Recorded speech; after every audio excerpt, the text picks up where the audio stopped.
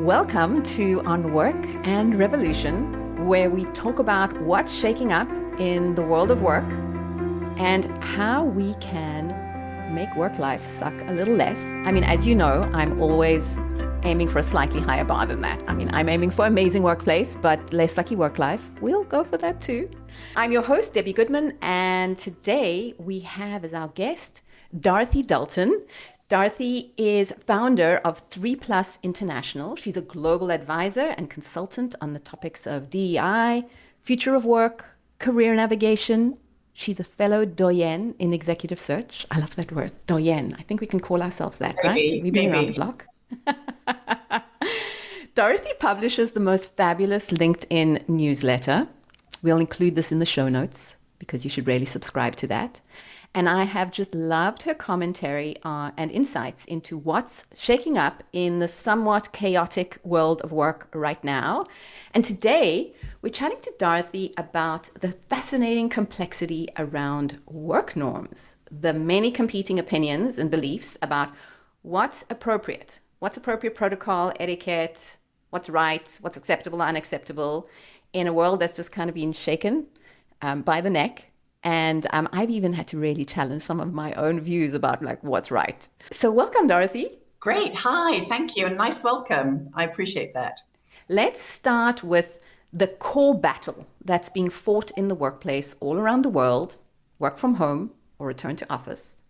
And I'd love you to share with listeners your take on why it is that by and large, it seems to be mostly the senior leaders who are really insistent on wanting to head back to the office. Yeah, it's a tricky question, and it's very polarized, as you know, and everybody has very specific ideas about what works and what doesn't work. And the research is quite murky, I think. So it's hard to extrapolate really helpful data. And just before we came online, I actually put something out on a tweet out about who's in the office and who's not in the office. And 30% of non-executives or 35% of non-executives are back in the office compared to 19% of executives. Oh. So, but wait for it. Basically, executives tend to have better facilities at home for working at home. They have one of the most important things, they have greater autonomy on their work. So the non-executive the regular employee who is being forced to go back to the office generally goes back to their pod. They're forced to sit there and work quite often on screen, dealing with their boss, who I've had clients tell me might be in their second home, whether it's in the Dordogne or whether it's in Cornwall or somewhere in the States. But basically, a lot of people are still doing online meetings from their offices. So that's one thing that has really stood out for me. So the disparity between senior executives who've got the capacity, the infrastructure, the spare room, the extra home, etc., to be continuing to conduct their work, but nevertheless wanting their people to go back into the office? Yeah, because it gives them a greater sense of control, and it was quite interesting because I haven't read it yet, but I will over the weekend. Something called goal contagion, which I thought was really interesting. Goal contagion? Okay, this is a new phrase. Explain. Basically, what it is that they feel people are better motivated if they can see people around them all working to the same goal. So when people are dispersed, it's much harder to buy into the common goal. So I think leaders are feeling that people are not all on the same page, going in the same direction, but they don't necessarily think it's their role to motivate them to do that. And they sometimes, and in my experience, they mainly don't have the skills. Right. So the idea then about goal contagion is that by bringing people together and making them work together in person again, their motivation levels towards working towards a common vision are going to increase, even though they might feel somewhat resentful about having to dress up, schlep into the office, commute, do the thing that they wish could have been doing from home in any case. So despite that might like diminish that might be a law of diminishing returns on the experience. That's exactly what's happening. And you have this one theory that if people are together, physically together, working for a common goal, even though their bosses might not be there, what we're seeing is a disconnect in employee engagement. So employee engagement is falling right off. In terms of lack of career opportunities, poor salary, lack of flexibility, all of these things. But quite often, executives have that flexibility that ordinary employees don't have. It's inbuilt into their jobs. So going back to goal contagion, and by the way, listeners, remember you heard it here first. So if you're on trend, it's because of On Work and Revolution, just remember that. So we're hearing that, or what I'm hearing is that managers mostly seem to believe that their staff are less productive working from home, less motivated, less goal focused. Whereas a lot of the data that I'm reading is saying that employees, regular employees, actually believe that they are more productive. Exactly. And that's the disconnect. And that's why there is so much conflicting information. And that's why I don't have a really fixed opinion, because I find it quite difficult to pull anything concrete. I mean, you just think of the mixed messages that I've said in the last like 2 or 3 minutes alone. Right. So multiply this to all of the things going on. It's really complex. How do they measure employee engagement when something like 40% of the global workforce says they'll leave their jobs in the next year? That's from McKinsey. I guess it is a jumble. And I guess the mess is kind of to be expected. Essentially, the pandemic has disrupted a 250-year-old system of workforce management that was instituted in 1769 when the first factory was established in like Cromford. So it's disrupted and it's still in the very messy phase. And I guess everybody's still trying to make some sense out of it.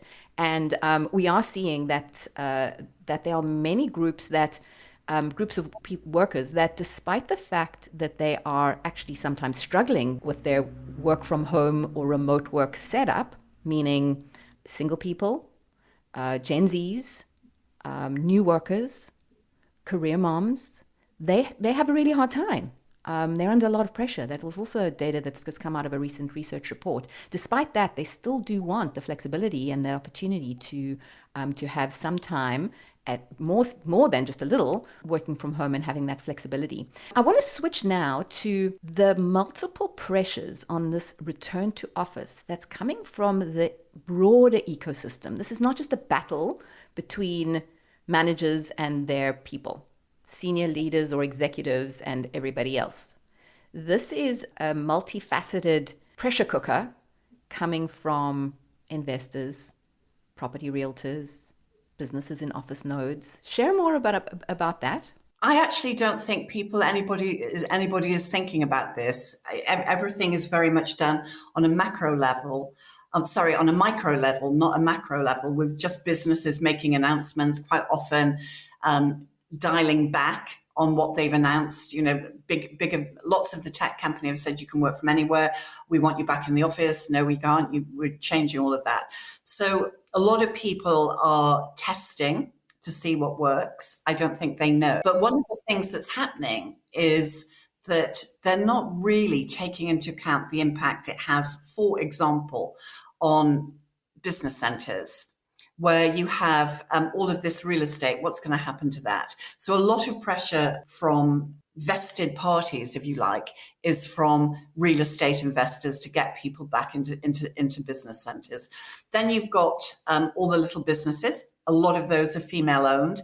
You know, you've got your nail bars, you've got coffee shops, you've got cafes, you've got small supermarkets, you've got all of these things. All of this rely on people being in a physical place of work. We talked just before the call on lunch delivery services. I mean, all of those have been absolutely knocked out of the water. Concierge services, none of these are working.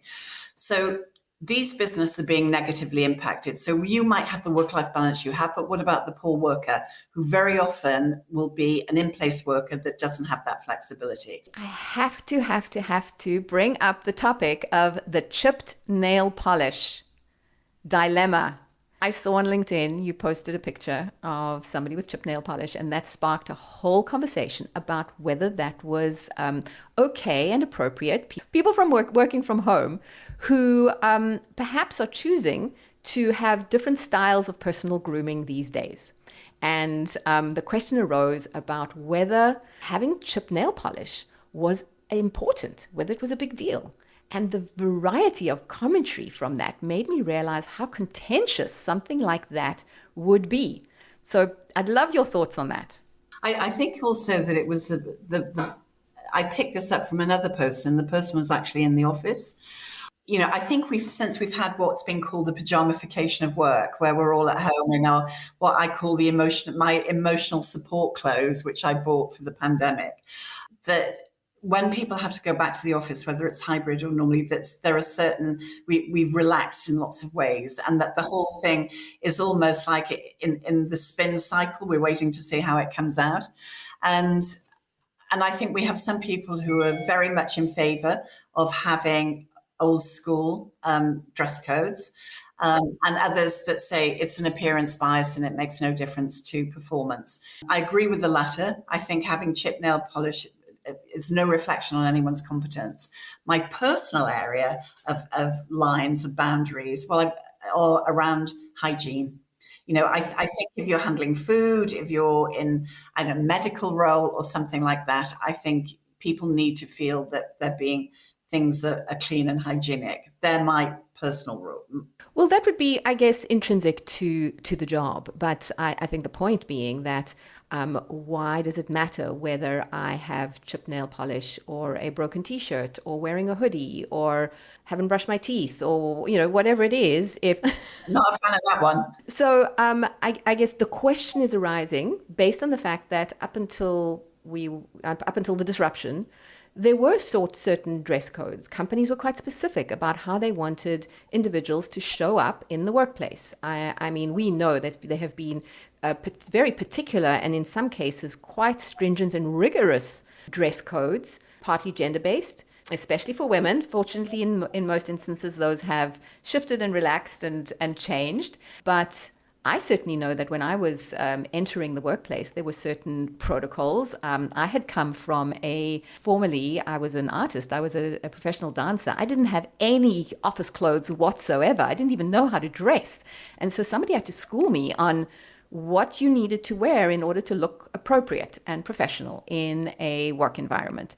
I was schooled into understanding that that was the right way to do things. In addition, it was the viewpoint, and I wonder if this was just an urban legend, but assuming that you needed to show up in a certain way, you also wanted to dress the part. We've also heard that, right? Over and over and over. Dress the part. Dress for the job you want. Dress for the job you want. Meet your client where they are. It's being considered a sign of respect to look a certain way. And so I wonder how many of those norms, those ideas are being challenged right now, because it feels like there's a lot of pressure even on those ideas that we've held as, but isn't that the way we do things? I think this is, once again, it's something that's in the mix. I think a lot of the old codes have gone. I mean, it was only in 2016 that in London, a young woman was sent home from work because she wasn't wearing heels. I mean, can you imagine? You're kidding. That's only 6 years ago. Yeah. Wow. Only 6 years ago. And so now that has completely changed. I'm a big fan of teams setting their own guidelines and deciding what they all agree is they how they want to work together. You know, someone might not want to brush their teeth. Well, for me, that would be a hard no. Yeah, there's definitely the hygiene factor has to go. There's hygiene, there's safety, there's multicultural differences, obviously, if you're dealing cross-culturally. And the other thing that's quite interesting is sometimes, you know, I had a period of my life where I worked in sales and you never dress better than your client. Okay, because they would think you were earning too much money. So, oh, how interesting. Yeah. So it's quite interesting if certainly you can see your client is going towards the hoodie and sneakers that that you don't pitch up in your your designer suit or whatever. So I think it's about reading the room and being flexible, but having agreed rules between your teammates. Like for example, a lot of organizations don't have perfume in the office because people have allergies. This sort of thing. You might have skin rules. So, what I'm seeing as needing to evolve, and one of the things that I'm advising when I'm in my advisory capacity on hybrid solutions, is around establishing norms and expectations on a team wide basis or even a company wide basis, because they have changed and they are new. And what we did early on in the pandemic has also changed. There was so much relaxation of absolutely everything in order to essentially accommodate the collective trauma of the early pandemic experience. But we've evolved since then. Even there almost needs to be a recalibration, almost like a renegotiation, an interrogation of what's okay and what's not okay and why. I think to just slap on blanket policies and rules because this is the way we think or we'd like, versus having a collaborative conversation, as you're saying, with groups to say, okay, when we're in just hanging out together, this is how we want to be. And when we're engaging with clients in a different way, perhaps there's a different mode. I noticed actually, I've just been in South Africa with my team there, and I previously had a no jeans rule. Everybody knew that when we got together as a team, nobody wears jeans, and particularly when we were out and about, when we were, say, for example, having a team lunch. We were representing the company. We needed to look professional, no jeans. And that was the rule I had put in place. And then I was in Cape Town, and I rocked up in a pair of jeans, and my team were like, I could just see their jaws were on the floor. Like, how could I do that? And I realized even like things have changed. Why on earth wouldn't I wear jeans? They're comfortable, they look fine. So I'd made a bunch of changes in my head, but hadn't communicated that to the rest of the group. When I arrived, showing up in a different way, they were absolutely astounded. And I wonder if they'd had a judgment against me too. You have to ask them. The most important thing is that the way you look bears no relation to your competence. So I think that's really important. I think it's around hygiene, cleanliness, and the response of the people you're reacting with. So I think they're the things that you have to factor in. Agreed. I think what needs to be factored in, and if I want listeners to like, what's one of the key things that they can actually take out of this is if there hasn't been a discussion around how are we now doing things around here in all ways, but including our attire, our personal grooming, our nails. I mean, it seems that that's definitely a hotter topic than I could ever have imagined. But we've got a lot of leaders, HR professionals, facilitators, coaches, and consultants who are listening, and this is a real conversation to have. Maybe awkward, could be fun and exciting to challenge one another on what's appropriate and why, because a lot of these ideas have just been passed on through generations and might have absolutely no relevance or merit any longer. I think that the key thing is to ask the question. And ask the question, listen, find out what people want. I mean, you'll see from that little thread that I ran, very polarized opinion. I think we're living in polarized times. I think if people can get bent out of shape about nail polish, then, they can get bent out of shape about pretty much anything. Anything, yeah. So I think it's about, listening to the polar opposites, finding something that works, and then agreeing it with your team. And sometimes agreeing that we're going to try it out for a while and review in a period, because I think all of these disruptions take time to settle and have unintended consequences that we might not be able to anticipate at the outset, from big decisions like returning to office and the massive impact on an ecosystem to something smaller like whether or not to look a certain way. So, Dorothy, this has been such an unbelievably interesting and fascinating conversation. We could be here for a long time, but I have committed to listeners that I'm only expecting them to be here for 20 minutes or so. So thank you. You're in Spain right now.